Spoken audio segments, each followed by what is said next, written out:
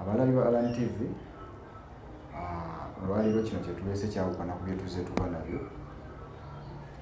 Nabadde ndi awo waliwo omuntu yampitidde mu story mukwano gwe gye yayitamu story yankutteko neŋŋamba nti nno akagiri mu budde buno bwesse wafunamu oli yennyini gwe kyatuukako kanfune omukulu ono abe ng'atumenyeramenyera mu mboozi eno tumanye ni baganda bange okusinziira nze kye nawuliddeko saayagadde ekyesigaliza nayagadde naawe ali owulire ku kintu kino byantiisa bikwasa ennaku era byeraliikiriza bantu bange bw'onaakola okusalawo sooka weegendereza omukulu tukwaniriza ku Alan TV ngo basanga ssemu kiki ekiriwo manya n'eddoboozi Sijja Freeman ng'era ndi kyendi siina gwe nsinga siina gwe nnenkana ndi byange nga erinnya Freeman. Okay, kakati omukulu nga tetunagenda wala tetuleme kulandagga nezatuukire ku nsonga. Omukulu yampitiddemu mu mbeera mukwano gwe yali naye mu kibuga wano eno yali afuuse muganda wange, yali afuuse wa Luganda. So abantu ndowooza mukimanyi tuwangala n'abantu oli n'oba naye bbanga ne mmala emyezi emyaka ne mutuuka nga temukyali ba mikwano mufuuse ba Luganda. So omukulu kyali kitya? Nga sinagende nnyolo kugamba nti olaba tuba n'ab'eŋŋanda ab'omusaayi naye ate emikwano gye tusanga mu kuntandikwa yaffe mu nkola yaffe nga tukula abanga tutandise okuyiiya obulamu abatukwatirako bakola kyamu nnyo singa omusaayi ng'omusaayi tosobola kuwerabira kubeera kyo n'omuzungu akyogera blood is thicker than water. Naye nze emikwano newendi wano ndi ku mikwano ku ŋŋanda sinze sikyabaita na mikwano wabula ŋŋanda zaffa zensanze mu kibuga bakyali bange benasoma nabo baobbi bensanze ku mulimu ne tucapa nampisizawo paasi. Ati mukwano gange bamuyita Kasule. Nzia Kasule nagezezaako n'okumukwasaganya kuba taliimu ali Busia ssaawa zino nale njagala njije naye nale siyinza kujja kuginyumya ku mpewo ku Alan TV nga sisoose funa konsaani ye era mukama wange twagala nnyo gy'oli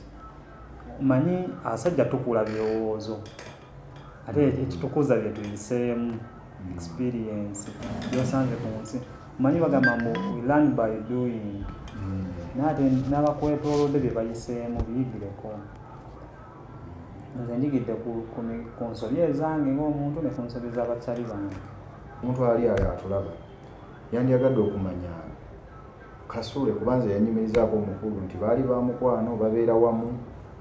Omukulu Kasule kozi simanyi mulimu gwe yali akola ojja gutegeeza abawuliriza. Kasule n'agwa mu mukwano n'omuwala bano nga betubeera mu kibuga Kasule n'ofuna omuntu n'omwegomba n'omwogereza ne mufuuka bawamu. Munnange Kasule teyamanya nti omuntu gwali naye mukyamu. Omuntu teyali mukyamu naye kale ŋŋambe yayagala omuntu atali mu nsi ye njo kugamba kikyotegeeza obutaba mu nsi ye kiri bwekiti kati kyejja bwekiti kantandikire gye kiva. Kasule yali muyirivu mu tawuni twatukola ku Sitemoola era abayirivu otumanyi Kasule twali tusula naffena by that time. Kasule omuwala yali akola mu dduuka litunda bintu bya mu kisenge masuuka bintu sijja bakubira kalango liri awo ku Sitemoola no yali akola nti Kasule omulundi gasooka osanga oyo omuwala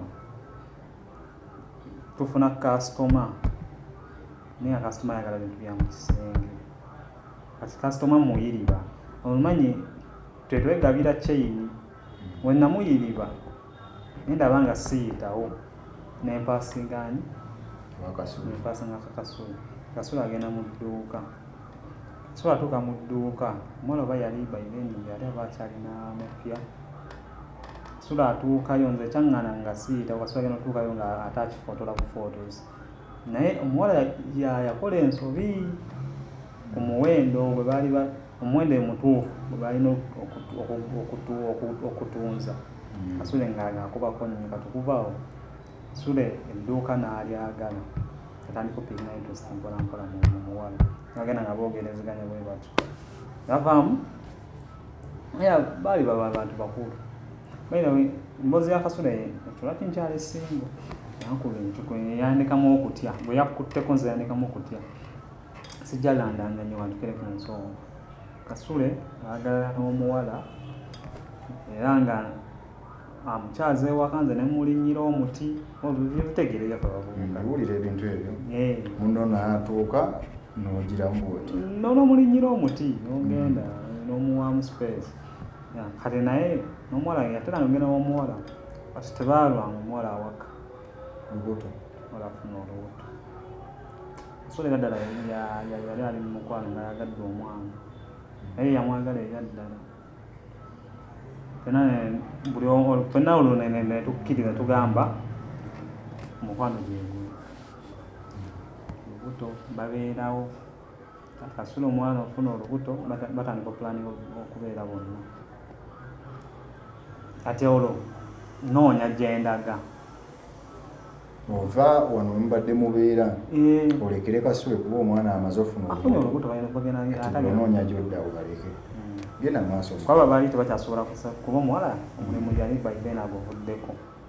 atasasula nnyumba bbiri omwana takyasasula jja gyasula ate asiga nti Kasule ate naasasula namusula nga balina okwasaganyiza wamu nga nina okunoonya naye ekyanyamba omuwala bali bamuyita Bena tuba twogerayogerawo nemugamba manyi no ndi muteekateeka za kuva waka saa yonna oyingira amaka bikyawo bino ebyolwali Bena agamba kati ogenda tandike naye nga simanyi naye nja kuyiiya ng'omusajja kati wayita ennaku bbiri Kasule ampita ngamumanyi yangu ewaka kunze tabbuzi ate olubuto biki olubuto luli myezi olw'ena ningira etaano baseera byobbi Kasule ngamba kikuntusizza nzize kuvaamu nimanya kikulekera ate nga twakamala n'osasula kati ngenda kikulekera tobaako kyompa jasi kikuntusizza kujjamu byange nga wooli muganda wange wali sigenda nga tukwatagana Kasule ng'agenda eri omwala gyali apangisa bakulekera eno enju bagenda eri nfuusa nange mwenye naye ne kasooka ne kantuulamu yagindekera namala olunaku nga sikola nga ntidde tubadde tuli kusasula babiri naye nga omwezi gumanyi okutegeera nimanya ebintu byokusasula kati ntuuse nyira kisasula ogwo ngamba kaweddemu tanze okunoonya bakyali bange nyina akayumba oba tolina wabbuli bajjamu tuto tugattegatte tubaligata ne Kasule biki kigaana neŋŋuma ndaba twali tusasula emyezi awo ebiri maaso neŋŋuma akote yansa yadde 10 tuyiriba kati firimu ekula etya Kasule atuuka omwana atuuka mu myezi galinga 7 olubuto mukazi atandika olwala ewaka mwawukanye ku myezi ena wayiseewo 3 olubuto lukuze lukulidde ddala naye nga tatatuuse okimanyi tubeera awo mu kuyiriba naye nga oyiriba babiri wokusatu n'opaasinga Kasule ffenna awo betwali tuyiriba bonna basobola okuba okugamba tatatuuse waliwo kale wakitegeera nga tumwagaliza kati firimu yakula twamala namala nnaku zizaali 4 nga siraba Kasule ne ku mulimu takyajja nga takyajja kolo lwemulowoozaako nengamba onyunyuka ngendeyo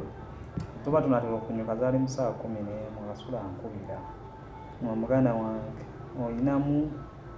siina naye omuwala yali ategeera kuba waliwo ebiseera twabeeranga ffena nga tunabakwawukana nga tulinamu 10,000 nina kabebi kange ne Kasule alina mukazi bazze waka tugenda laba firimu naye nga tulinamu eza abakazi baali nga bategeera bina mugenda musala akakomaala katugenda nga tusala nnyasu muli ababiri kati kyayambako nnyo Kasule omukazi yabeera mu lubuto yabeera olubuto omukazi yali tasaba nnyo bulungi naye yatuuka n'alwala kati mu kulwala ffe tulowooza jasi lubuto eno ki afuniramu morning sickness bikina tumanyi byezo bya lubuto agatereera Kasule kolo lwankuyangamba njagala kujja waka naye sirina namu oba osobodde talina akaceere ke tugula iraawayo etera akaceere kasatu totiisa abantu abali eyo nga tannazaala muganda wange mulenzi nga oli ekyo nga tonneetegeka fiiti dogo muleke malayo emboozi ya Kasule osanga anaayigirawo ati Kasule ŋŋendayo ntuuka omukazi nga mumanyi ekikumpisizza kyemmere oleezi fine nga tuyidde zaali zigenda mu ssaawa 4 ntandika osiibula awo sola ngamba tondeka mu